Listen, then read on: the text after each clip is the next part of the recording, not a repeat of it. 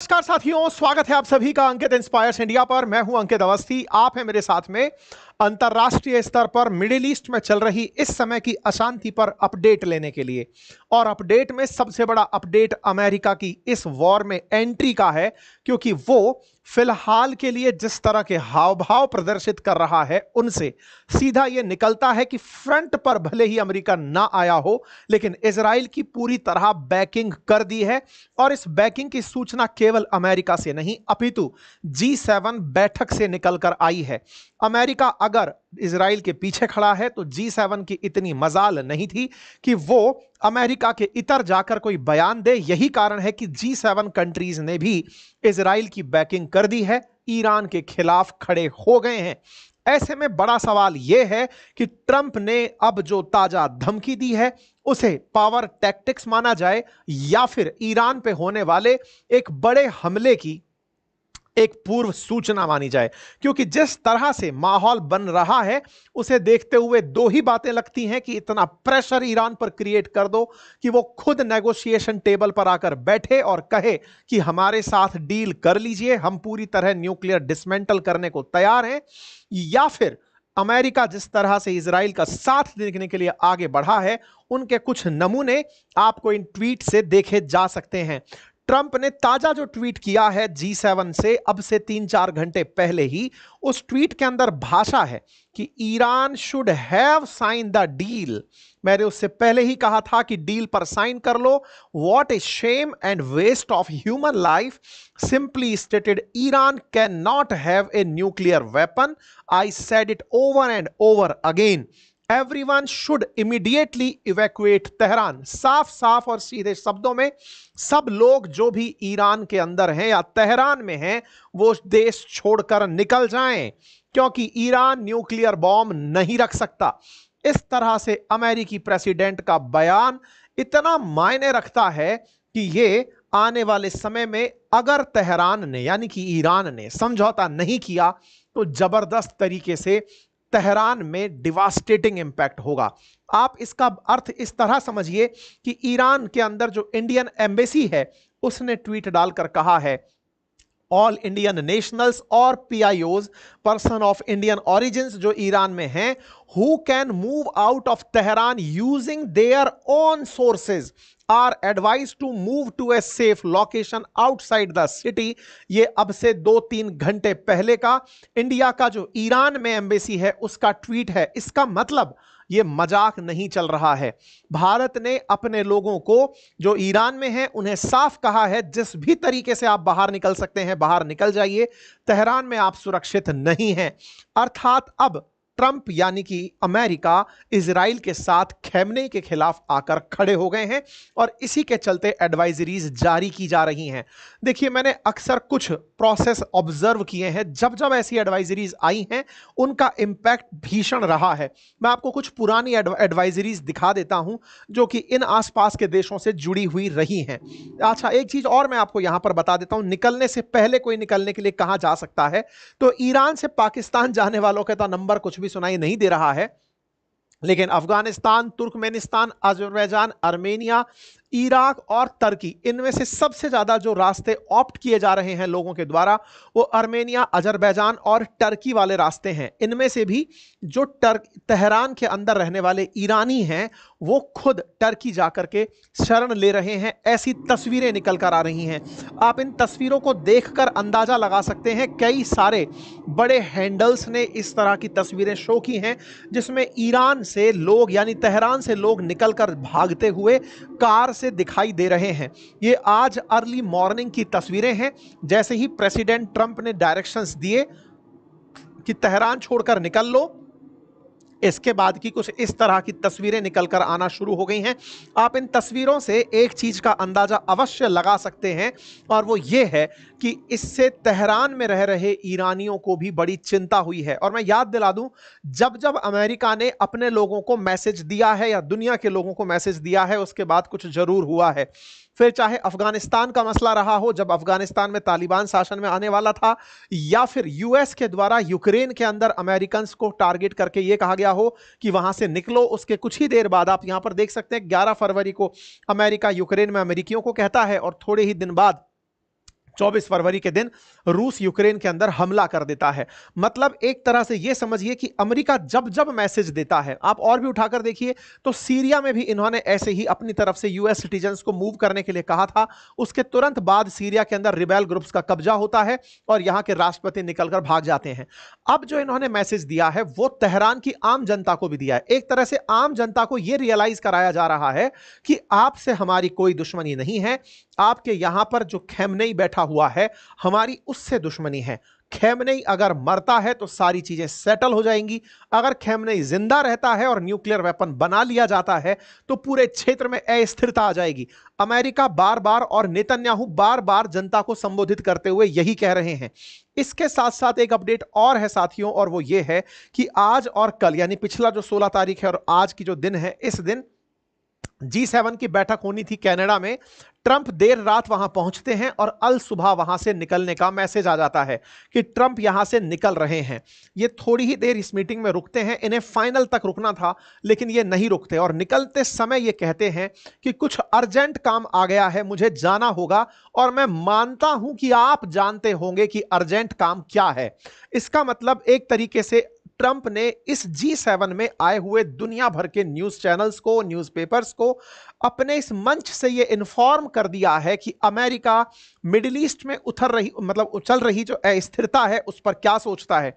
ये जिस समय निकलने वाले थे उसी समय पर अमेरिका के अंदर जो विदेश मंत्रालय की प्रवक्ता हैं उनका बयान आता है और वो कहते हैं कि मिडिल ईस्ट में उत्पन्न हुई अस्थिरता को देखते हुए ट्रंप को G7 बैठक बीच में ही छोड़कर निकलना होगा। इसका मतलब अमेरिका और इजराइल मिलकर कुछ ईरान के अंदर डिसिसिव निर्णय ले रहे हैं। यह केवल तभी संभव है डिसिसिव निर्णय, यानी कि डिसिसिव निर्णय का मतलब है कि युद्ध होगा, गाजा जैसी स्थिति हो सकता है आने वाले समय में तेहरान की बने। लेकिन यहां पर एक और इंपॉर्टेंट जानकारी जो यह है, इस बीच में अगर ईरान खुद नेगोशिएशन टेबल पर चला जाता है यह कहने के लिए कि मैं पूरी तरह से न्यूक्लियर वेपन्स को हटा दूंगा या फिर अपने पास में जितना भी एनरिच्ड यूरेनियम इकट्ठा है वो मैं IAEA को हैंडओवर कर दूंगा, तभी जाकर के संभव है कि ये स्थितियां नॉर्मल हो। अदरवाइज ये हेडलाइंस अपने आप में पर्याप्त हैं। आज सुबह ही, आज सुबह से मतलब है अपनी रात को जब 2:30 बज रहे थे उस समय नेतन्याहू ने भी प्रेस कॉन्फ्रेंस करके एक बात साफ कर दी थी। ये हर जगह मीडिया में एक ही लाइन बोल रहे हैं कि ईरान के अंदर खैमनेई को मरना होगा, उनके रहते हुए कुछ भी ईरान के साथ बेहतर नहीं हो सकता। इन्होंने अपना अल्टीमेट दुश्मन अब ईरान के खैमनेई को सेट कर लिया है। अकॉर्डिंग टू हिम ईरान के अंदर खैमनेई का होना ही इस पूरे क्षेत्र के अंदर अस्थिरता का बड़ा कारण है, क्योंकि उन्हीं के रहते, उन्हीं के कालखंड में चाहे यमन हो, चाहे गाजा हो, चाहे हिजबुल्ला हो, हर तरफ से इजराइल के खिलाफ मोमेंटम खैमनेई के दौर में बना है। तो ऐसे में इन्होंने अल्टीमेटली उन्हीं को अपना टारगेट मानकर टारगेट प्लान कर लिया है। आपको याद होगा आज से 2 दिन पहले भी मैंने सेशन में यह जानकारी दी थी कि इजराइल लगातार प्लानिंग कर रहा है कि यह खैमनेई को मारे, लेकिन ट्रंप ने वीटो कर दिया था यह बताते हुए कि नहीं, हम उसे नहीं मार सकते, अदरवाइज रीजनल अनस्टेबिलिटी आ जाएगी। लेकिन नेतन्याहू फाइनली ट्रंप को मनाने में कामयाब हो गए हैं कि हमें खैमनेई को मारना होगा, बिना उसके ईरान में किसी भी प्रकार से स्थिरता नहीं आएगी। अब आप सोच रहे होंगे जब इतनी बड़ी स्थितियां उत्पन्न हो रही हैं तो फिर पाकिस्तान का क्या होगा। आपको याद है कल मैंने एक सेशन किया था और उस सेशन में मैंने एक जानकारी दी थी कि पाकिस्तान ने इजराइल के खिलाफ बयान देते हुए ईरान के साथ सॉलिडरिटी शो करने का कहा है। देखिए, मैं बहुत बार पहले भी बोला हूं कि इसका जो शेप है वो बिल्कुल डॉग जैसा है। अगर आप इसके मैप को ध्यान से देखेंगे तो एक बैठा हुआ डॉग लगता है। ये बिल्कुल वैसे ही दुम दबाकर भागा जब अमेरिका या इजराइल ने अपनी तरफ से सख्ती दिखाई। हालात ये उत्पन्न हुए कि कल जिस सेशन को मैंने ये कहते हुए किया था कि पाकिस्तान ने कहा है कि वो ईरान का साथ देगा, दुनिया को आह्वान दिया कि सब लोग एकजुट हो जाओ और हम हुआ तो हम परमाणु हमला भी करेंगे, ये तमाम बातें जो आई, आज ये लोग सरेआम पलट गए। ये अपनी संसद में जाकर कल रात को संसद के अंदर बैठकर इन्होंने कहा कि पता नहीं ये न्यूज कहां से बाहर निकल कर आ गई कि हम हमला करेंगे। नहीं नहीं, हम कोई हमले की प्लानिंग में नहीं है, हमारे पास न्यूक्लियर वेपन है, लेकिन हम हमला नहीं करेंगे। इसका मतलब यह है कि पाकिस्तान इस तरह की इंटेंसिटी को देखकर पहले ही किनारा कर लिया है, और वो जिस तरह की सॉलिडरिटी शो कर रहा था, उसके द्वारा शो की गई सॉलिडरिटी पर एक भी मुस्लिम कंट्री ईरान के साथ आकर खड़ा नहीं हुआ। इससे ये जो रीजनल लीडर बनकर निकला मैं पाकिस्तान था, इसे अपनी असल औकात भी पता चल गई। खैर, इन सारी बातों का आज भरपूर विश्लेषण होगा, लेकिन उससे पहले एक जरूरी जानकारी जान लीजिए, और वो ये है कि मेरे द्वारा साइंस एंड टेक्नोलॉजी की एक बेहतरीन पुस्तक लाई गई है, जो वनडे एग्जामिनेशंस के पॉइंट ऑफ व्यू से बेहद इंपॉर्टेंट है। असल में वनडे एग्जाम्स में भी आजकल टेक्नोलॉजी आ रही है, तो उसको ध्यान में रखते हुए इस बुक को रखा गया है। 7 दिन के लिए प्री बुकिंग पर उपलब्ध है, आप जाकर इसे 50% ऑफ के साथ प्री बुक कर सकते हैं। इंटरेस्टिंग चीज यह है कि इसके पीछे के पेज पर एक क्यूआर कोड दिया गया है। जब आप बुक ले लेंगे, उसके पीछे एक क्यूआर कोड है, और उसे स्कैन अगर करते हैं तो बुक की जो 50% कीमत आप पे कर रहे हैं, वो आपको हमारे कोर्सेज पर यूं की यूं मुफ्त हो जाएगी, यानी कि फ्री हो जाएगी। एक तरीके से बुक आपको फ्री ऑफ कॉस्ट उपलब्ध कराई जा रही है। जाकर इसे बुक कर लें, और इस बुक से अगर आपने जो प्राइस पे किया है उसका 50% आप हमारे कोर्सेज में जाकर यूज कर सकते हैं। वहां से आपको कूपन कोड मिल जाएगा। इतना ही नहीं, स्टॉक मार्केट में और जो म्यूचुअल फंड के हमारे कोर्सेज हैं, वहां पर अंकित 500 कोड चल रहा है।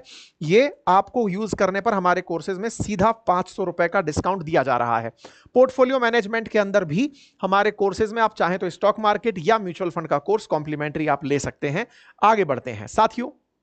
डोनाल्ड ट्रंप ने राजधानी तेहरान को ध्यान में रखते हुए जैसे ही चेतावनी दी, और उस चेतावनी में इस बात को फोकस किया कि न्यूक्लियर वेपन नहीं रख सकता ईरान, तो यह बात लोगों के दिमाग में आने लगी कि क्या पहले भी ट्रंप ने इस तरह का बयान दिया है। तो साथियों, अब तक लगभग 35 बार ट्रंप बोल चुके हैं अलग अलग मंचों पर कि ईरान न्यूक्लियर वेपन नहीं रख सकता। अब नहीं रख सकता, इसी के लिए इन्होंने जो पुराना कार्यकाल था उस समय पर ईरान के ऊपर सैंक्शंस लगाए थे, और इन्होंने जो P5+1 कंट्रीज के द्वारा JCPOA नाम का एग्रीमेंट किया गया था पाकिस्तान के साथ, परमानेंट 5+ जर्मनी के द्वारा, उस एग्रीमेंट को तोड़ दिया था खुद के राष्ट्रपति बनते ही, यानी ओबामा के कालखंड वाला एग्रीमेंट इन्होंने तोड़ दिया था। लेकिन ट्रंप ने जब बाइडेन वापस आए, तब बाइडेन ने भी हालांकि इनके साथ कुछ भी नेगोशिएशंस नहीं किए। ट्रंप जब वापस आए तब इन्होंने इनके साथ में एक डील करने की कोशिशें की, और वो ये थी कि आप अपने यहां से न्यूक्लियर वेपन्स को खत्म कर दो। अब आप कहेंगे सर न्यूक्लियर वेपन तो है ही नहीं, खत्म क्या कर दें। एनरिच्ड यूरेनियम इनके पास ज्यादा इकट्ठा हो रहा है, जिसका ये न्यूक्लियर बॉम्ब में उपयोग कर सकते हैं। ट्रंप ने इनसे कहा कि आप टेबल पर बैठिए, एनरिच यूरेनियम वापस कर दीजिए, उसका उपयोग मत करिए, आइए उसको लेकर कुछ डील कर लेते हैं। डील क्या हो सकती थी? डील यह संभव थी कि एनरिच्ड यूरेनियम ईरान पकड़ाता आईएईए को, आईएईए अपनी निगरानी के अंदर उस एनरिच्ड यूरेनियम को उन देशों को जिनका ट्रैक रिकॉर्ड अच्छा रहा है रिएक्टर्स चलाने में या न्यूक्लियर रिएक्टर्स चलाने में, उन्हें डिस्ट्रीब्यूट कर देता, और बदले में ईरान के ऊपर से सारे सैंक्शंस हट जाते। सारे सैंक्शन हटने से ईरान के अंदर खूब सारी प्रॉस्पेरिटी आती, दुनिया के देश भर भर के यहां से तेल खरीदते। दुनिया के बहुत से देश जो आज भी आबाद हैं, उनके पास न्यूक्लियर वेपन नहीं है, फिर चाहे यूएई हो चाहे सऊदी अरब हो, दुनिया के 8-10 देश ही हैं जिनके पास न्यूक्लियर वेपन है। बाकी देश जो चाहे जापान, साउथ कोरिया जैसे तमाम तरक्की पसंद जो देश हैं, उनके पास न्यूक्लियर वेपन नहीं है, फिर भी वो दबा के तरक्की कर रहे हैं।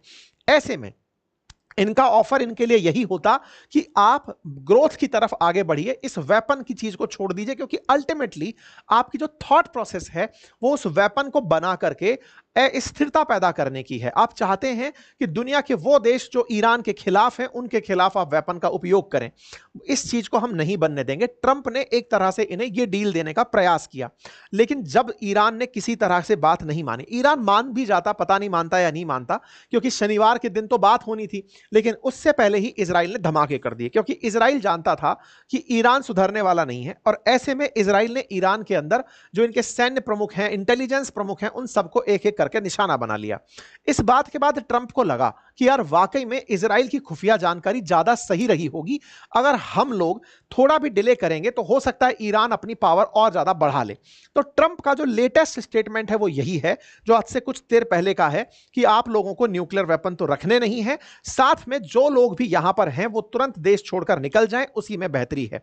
इन्होंने बार बार कहा कि make America great again, Iran can not have nuclear weapon, ये अपनी तरफ से यही बात बोल रहे हैं। अमेरिकी व्हाइट हाउस की तरफ से भी यही आया कि ईरान शुड हैव साइंड, उसे डील साइन कर लेनी चाहिए थी, लेकिन वो नहीं किया। ईरान न्यूक्लियर वेपन नहीं रख सकता, यह मैंने बार बार कहा है। अब ऐसे में सभी लोग ईरान तेहरान को छोड़कर तुरंत निकल लें। ट्रंप के द्वारा यह संदेश दे दिया गया है। ट्रंप का यह संदेश कैसे समय पर आया और इसको वर्ल्ड के संदेश के रूप में कैसे लिया जाए, इसको मैं आपको समझाता हूं। देखिए, यह G7 की बैठक हो रही थी। ये कनास किंग्स करके जो रॉकीज हैं कनाडा के, वहां पर ये मीटिंग थी। G7 मीटिंग दुनिया के 7 बड़े जो पावरफुल देश हैं, उनका जो अर्थ में बहुत ज्यादा कंट्रोल रखते हैं, इकोनॉमी पर जिनका बड़ा कंट्रोल है, उनकी मीटिंग थी। France, Canada, Germany, Italy, US, UK, Japan, ये सातों देश एक साथ इकट्ठे हुए। हर साल होने वाली ये मीटिंग थी। इस बार की ये मीटिंग कनाडा में हुई। भारत के प्रधानमंत्री ऑलरेडी यहां पहुंच चुके हैं। Even though Bharat G7 country नहीं है, लेकिन G7 में भारत को बुलाया जाता रहा है। G7 जो देश हैं वो दुनिया की 10% पॉपुलेशन रखते हैं, लेकिन 31% जीडीपी को कंट्रोल करते हैं और 21% ग्लोबल कार्बन डाइऑक्साइड एमिशन करते हैं। यानी कि डेवलपमेंट के नाम पर बहुत सारी मशीनें हैं। दुनिया 10% है कंट्रोल, 31% दुनिया की जीडीपी पर करते हैं। इनके बीच में कनास्कीज करके G7 की बैठक कनाडा में आयोजित की गई, जिसके लिए 16 जून के दिन सुबह सुबह ट्रंप पहुंच जाते हैं। ट्रंप का लैंड होना तस्वीरों में कैद होता है कि अमेरिका से राष्ट्रपति ट्रंप आ चुके हैं। फिर वो शाम को जब ये बैठकें हो रही होती हैं, वहां पर हाजिर होते हैं। G7 के जो अन्य मेंबर कंट्री सदस्य हैं, उन सब के साथ G7 मीटिंग में मिलते हैं। कनाडा के प्राइम मिनिस्टर मार्क कार्नी से भी G7 समिट में ट्रंप की मुलाकात होती है। ये तस्वीरें हैं ट्रंप के आने की और साथ में उनके मिलने की। यहां पर बहुत ही प्राकृतिक सी जगह पर यह मीटिंग रखी गई थी। यहां पर सारे की सारे वर्ल्ड के जो G7 के टॉप कंट्रीज के जो रिप्रेजेंटेटिव्स हैं वो यहां पर उपलब्ध थे और उन सब के साथ ट्रंप की मुलाकात होती है। इस बीच में प्रेसिडेंट ट्रंप अपनी तरफ से G7 में कहते हैं कि यहां पर हमने यूके के साथ में एक मेजर ट्रेड डील साइन कर ली है और यूके के साथ में ट्रेड डील साइन हुई है अब, but because of what going in middle east, president Trump will be leaving tonight after dinner with head of state.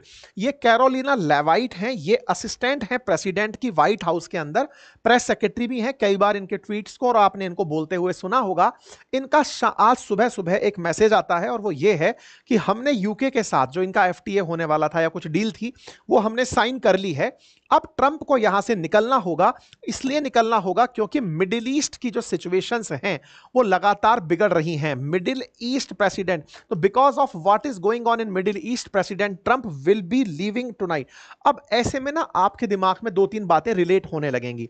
आप एक बार के लिए देखिए, आपको याद होगा जब पहलगाम आतंकी हमला हुआ था, तब भारत के प्रधानमंत्री सऊदी की यात्रा पर गए हुए थे। सऊदी की यात्रा पर गए, पता चला कि उस समय हमला हुआ, तत्काल प्रभाव से भारत के प्रधानमंत्री लौट कर आए। जैसे ही लौट कर आए, उससे यह तय हो गया था कि अब पाकिस्तान का कुछ तो इलाज किया जाएगा। क्यों? क्योंकि अल्टीमेटली भारत ने अपने प्रधानमंत्री तक यह संदेश जैसे ही पहुंचाया, मतलब राष्ट्राध्यक्षों की जो रीतियां हैं उनसे एक मैसेज देने का प्रयास होता है। ऐसे में ईरान को यह संदेश देने के लिए कि G7 जैसी जगह पर जहां दुनिया के इतने सारे लोग इकट्ठे हुए हों, 31% जीडीपी मेंटेन करने वाले लोग हों, उस बैठक को भी छोड़कर ट्रंप चले आ रहे हैं। इसका मतलब ईरान को एक कड़ा संदेश दिया जा रहा है। कुछ तरफ से एक बात और चल रही है कि इस कड़े संदेश से ईरान को एक डर पैदा कराया जा रहा है कि वो ये सोचे कि वो लौट कर आ रहा है तो क्या वो तुम्हारा बहुत बुरा हाल करेगा। क्या पता तुम इस डर से ही तत्काल प्रभाव से बैठ जाओ डील करने के लिए और कहो कि मैं नेगोशिएशन के लिए तैयार हूं। तो ईरान नेगोशिएशन के लिए तैयार होता है, यही इसके पास एकमात्र विकल्प बचा है। अदरवाइज अमेरिका चल चुका है। ट्रंप इस बात को पब्लिकली अनाउंस करते हैं और वो आज सुबह ही पत्रकारों को बोलते हैं कि I have to be back early for obvious reasons.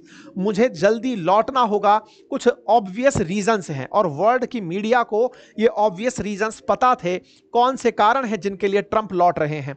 तो ट्रंप ने यहां पर पत्रकारों को जल्दी लौटने का जो संदेश दिया, इस संदेश में बहुत सी बातें थी।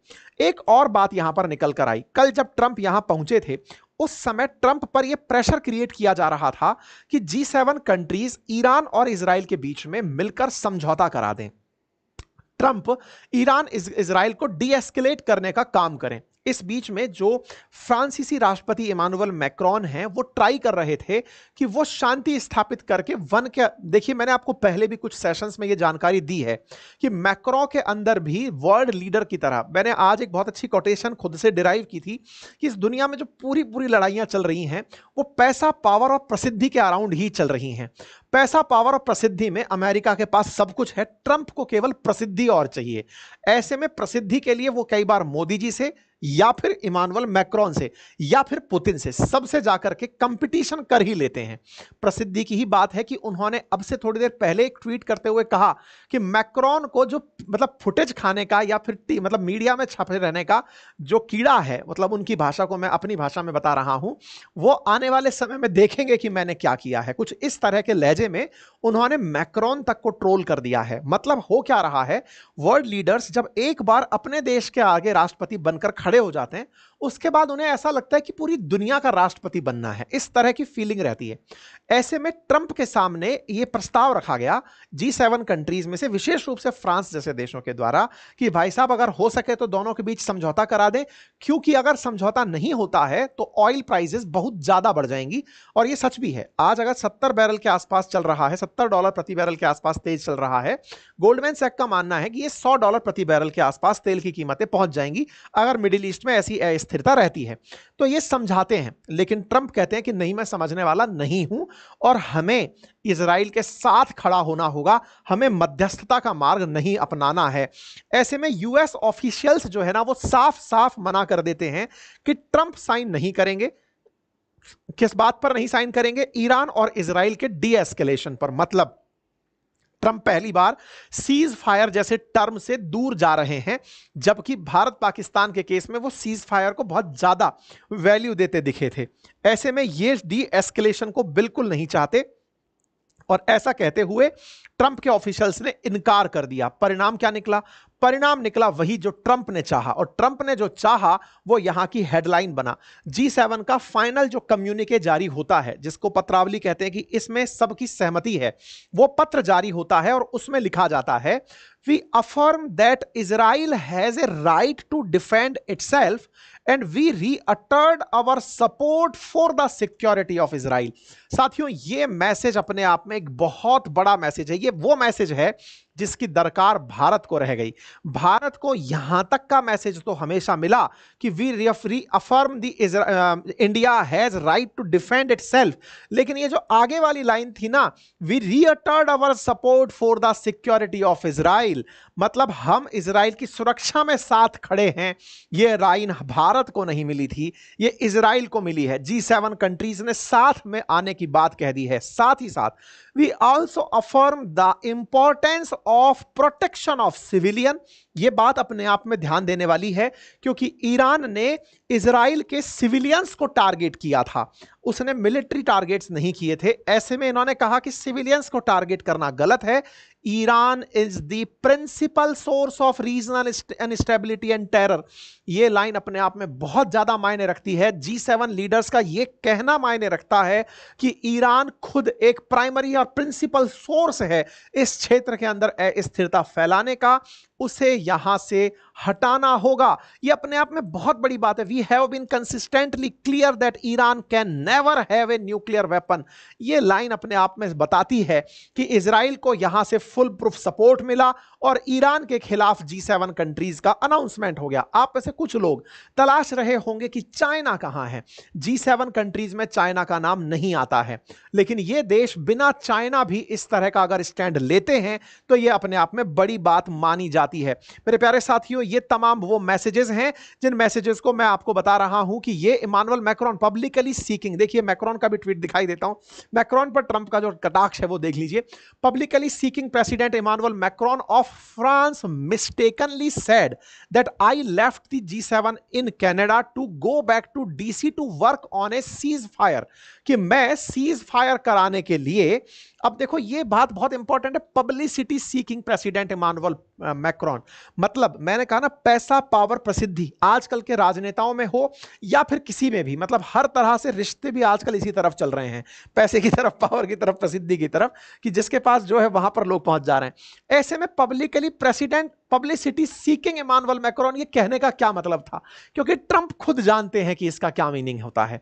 Publicity seeking president Emmanuel Macron ने कहा है कि ट्रंप गए हैं सीज फायर करवाएंगे। बोले नहीं, मैं सीज फायर कराने नहीं गया हूं। He has no idea why I am now on my way to Washington, but it certainly has nothing to do with a ceasefire। मैं सीज फायर नहीं कराऊंगा, क्योंकि ट्रंप आजकल शांति दूत बनकर निकले थे, तो लोग इनके इसी अंदाज में मजे लेने लगे कि जल्दी जा रहे हैं तो सीज फायर करवाएंगे, जा रहे हैं। मच बिगर देन दैट, उससे भी कुछ बड़ा होने वाला है। वेदर पर्पसली और not, Emmanuel always get it wrong, stay tuned. भाई साहब, ये इमानुअल मैक्रोन को भी ट्रोल कर दिए हैं। इसका मतलब यह है कि इमानुअल मैक्रोन ने कुछ भी हो, ट्रंप को इतना तो उकसा दिया है कि ये सीज फायर नहीं कराएंगे। मतलब एक तरह से ये क्लैरिटी आने लगी होगी आपके दिमाग में, सीज फायर नहीं होने वाला। या तो ईरान आकर सरेंडर करके ये कहे कि ये पकड़िए न्यूक्लियर सिस्टम अपना हटे, या फिर अब आपको आज में बहुत तगड़े धमाके देखने को मिल सकते हैं, रात तक या कल तक देखने को मिल सकते हैं। ठीक है, American forces are maintaining their defensive posture. यहां पर अपडेट आने शुरू हो जाते हैं, डिफेंस सेक्रेटरी की तरफ से आने लग जाता है कि हमारी फोर्सेज पूरी तरह तैयार हैं और हम अपने हितों की सुरक्षा के लिए यहां पर खड़े हैं। लेकिन इस बीच में कुछ हैंडल्स ये न्यूज ही चला देते हैं कि साहब अमेरिका ने पूरी तरह से अपनी फोर्सेस को भेज दिया है इजराइल के साथ। बोले भेजा नहीं है, हम वहां खड़े हैं कि हम पर हमला हुआ तो हम आपके सामने आकर खड़े हो जाएंगे। यह अपने आप में अमेरिका का इजराइल के साथ अलग तरह का संबंध है। अमेरिका ने अपना एयरक्राफ्ट कैरियर यूएसएस निमिट्ज भी यहां पर भेज दिया है, जिस पर तमाम प्रकार के एयरक्राफ्ट खड़े हैं। और ये मिडिल ईस्ट में पहुंचकर अगर ईरान कुछ भी गुस्ताखी करता है तो यहां से उड़ करके फाइटर जेट्स ईरान के अंदर हमला कर सकते हैं। पेंटागन ने अपनी तरफ से साफ कह दिया है कि ये क्या करने की स्थिति में है। सारी तैयारियां इस समय पर चल रही हैं। एक कंपैरिजन चार्ट आया था ईरान और इजराइल के बीच में कि किसके पास कितनी शक्ति है। एक बार में प्रथम दृश्यता देखते ही लगेगा कि ईरान हर चीज में ज्यादा पावरफुल है, चाहे फोर्स हो, रिजर्व फोर्स हो, बख्तरबंद गाड़ियां हो, टैंक हो, आर्टिलरी हो, एक्सपो एयरफोर्स हो। एयरफोर्स में थोड़ा सा नंबर इजराइल के पास ज्यादा है, लेकिन फाइटर जेट्स के अंदर थोड़ा सा नंबर ज्यादा है, अटैक हेलीकॉप्टर में ज्यादा है। बाकी सभी जगह पर ईरान ज्यादा नंबर लेकर खड़ा है। लेकिन फिर भी ईरान पर ही चिंता क्यों व्यक्त की जाती है, इसका बड़ा कारण है क्योंकि अभी हम गलती केवल इजराइल के नंबर देखने की करते हैं। इजराइल के पीछे खड़े अमेरिका और अब G7 कंट्रीज को भी काउंट करना पड़ेगा, क्योंकि इजराइल के साथ जो देश आकर खड़े हुए हैं वो अपने आप में वर्ल्ड पावर हैं। इसी वजह से इजराइल का पलड़ा भारी हो जाता है। इस बीच में एक और खबर तैरने लगती है और वो खबर है कि चूंकि यहां पर चाइना का किसी ने कोई रोल नहीं पूछा, G7 के अंदर चाइना था नहीं, चाइना की बात नहीं हुई। तेहरान के अंदर एक चाइनीज कार्गो उतरते हुए देखा गया। ये तस्वीरें हैं जो इस तरह से निकलकर वर्ल्ड फ्लाइट रिकॉर्डर पर आई कि ईरान के अंदर एक कार्गो जो कि सामान ले जाने वाला जहाज है वो चाइना से तेहरान पहुंचा है, यानी चाइना से ईरान पहुंचा है। फ्लाइट रडार 24 ने इसको कैप्चर किया और एक वीडियो सरफेस होने लगा कुछ इस तरह से कि इस तरह का एक कार्गो एयरक्राफ्ट है वो आया है। अब इस कार्गो एयरक्राफ्ट में कुछ भी हो सकता है, कुछ भी से मतलब इसके अंदर हो सकता है डिफेंस सिस्टम, जैसे S-400 भारत के पास है, ऐसे ही रूस से इन्होंने भी लिया हुआ है, क्या पता वो सिस्टम यहां भेजा जा रहा हो, या फिर कुछ ऐसा सिस्टम चीन ने ईरान के साथ डील कर लिया हो जिसे चुपके से यहां भेजा जा रहा हो। अब ये कयास लग रहे हैं कि क्या चीन ईरान का इस युद्ध में साथ दे रहा है। रूस ने अपने पत्ते अभी तक नहीं खोले हैं। रूस क्या मध्यस्थता कराने आगे आएगा या फिर ईरान की मदद करेगा, क्योंकि ईरान ने रूस की बहुत मदद की थी जब रशिया यूक्रेन चल रहा था। ऐसे में वो क्या करेगा ये जानने वाली बात होगी। इसका मतलब अगर चीन ईरान के साथ आकर खड़ा होता है तो मिडिल ईस्ट में चाइना की पकड़ बहुत मजबूत हो जाएगी, लेकिन तब जब ईरान बचेगा। लेकिन चाइना का जिस तरह से यहां पर रोल है वो अगर पाकिस्तान की तरह ही रहता है, जैसे उसने पाकिस्तान को सपोर्ट किया था, अगर वैसा ही रहता है तो अनिश्चित ही चाइना वर्ल्ड को फिर से अपने अगेंस्ट खड़ा हुआ पा सकता है। कुल मिलाकर आ चुकी है बात अब इनके ऊपर कि क्या खैमनेई अपने पद से इस्तीफा देंगे या फिर न्यूक्लियर डील के लिए आगे बढ़ेंगे या फिर तेहरान में जो हो रहा है उसके लिए तैयार होंगे।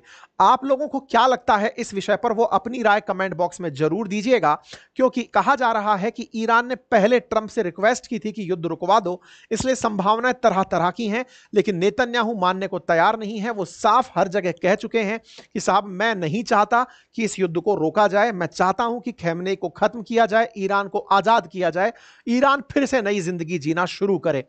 चाइना ने लेकिन यहां पर एक दाव और चला है, जिससे यह पता चलता है कि यह ईरान के साथ कैसे खड़ा है। असल में चाइना ने अपने लोगों को इजराइल में कहा है कि वहां से निकल लो, वहां पर सुरक्षा के ज्यादा दिक्कतें हो सकती हैं। इंटरेस्टिंग पार्ट है कि इजराइल में रह रहे अपने नागरिकों को चीन ने कहा है कि निकल लो। इसका मतलब यह हुआ कि ईरान इजराइल पर बड़ा हमला करने वाला है। चाइना ने यह इजराइल में रह रहे अपने लोगों को मैसेज के थ्रू दिया है। मतलब एक तरह से यह समझिए कि अब पूरे इजराइल को निशाना बनाया जाएगा। ईरान इस बात की तैयारी कर रहा है। हालांकि इंडिया ने ईरान में रह रहे अपने सिटीजन से कुछ कहा है, इजराइल में रह रहे सिटीजन से हमने कुछ नहीं कहा है। ऐसे में बड़ा सवाल यह है कि ईरान के लोगों ने तो इस मैसेज को ले लिया कि हां भाई उन्हें तेहरान छोड़ देना चाहिए। क्या इजराइल के लोग इस मैसेज को लेंगे कि ईरान उन पर हमला करेगा और हमला करने से उन्हें भागकर चले जाना चाहिए?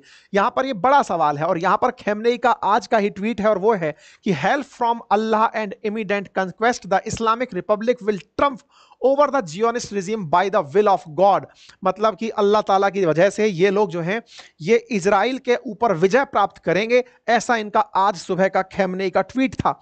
अब इसका मीनिंग निकलता है तेहरान टाइम्स के माध्यम से और वो ये है, A stern warning to residents of the occupied territories in the coming hours.